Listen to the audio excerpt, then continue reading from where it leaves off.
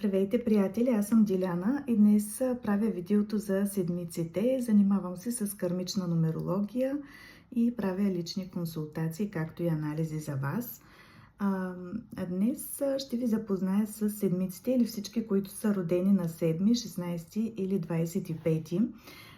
Като символ на седмицата това са победата и материалните блага. Това са хора, които са лидери, носители на така воинствения дух, също така устремени към победа и постигане на своите цели. При тях много силно качество е амбицията и целеустремеността.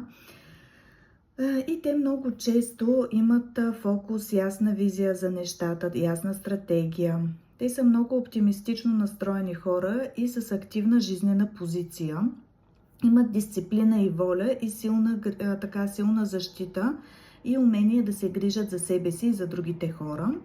Те имат любов към движението, динамични хора са, вдъхновяващи лидери и мотото им е "Невъзможното не съществува". Те са гъвкави и адаптивни. Разбира се, както всяко число, те имат и отрицателна сенчеста страна, като тя се изразява в прекомерните изисквания към останалите, но и към себе си. Те също така имат живот изпълнен с препятствия и това се случва, разбира се, ако загубят баланса в себе си. Освен това, имат като вродено в техния код, пак уточнявам, това е за аз като личност, т.е. всички, които са родени на това число.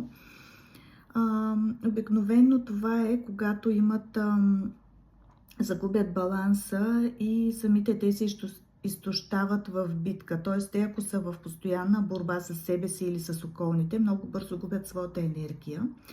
Могат да станат тогава избухливи и нервни. И като цяло прекалената активност може да доведе до нервни проявления и да загубят своята мотивация. И разбира се, ако не правят нещо, което е с удоволствие, обикновено тези страни се проявяват в техния характер. Това, което е важно да знаем също така за седмиците, е, че е много важно те да намерят своето призвание и да водят с личен пример. Да се освободят от воинствеността и агресивността, от гнева в себе си. Да развият истинските си качества и да управляват чрез сътрудничество. Да вярват в своята победа, в своята мотивация и в своята кауза. И това, което можем също така да кажем за седмиците, е да направят баланс между активност и почивка.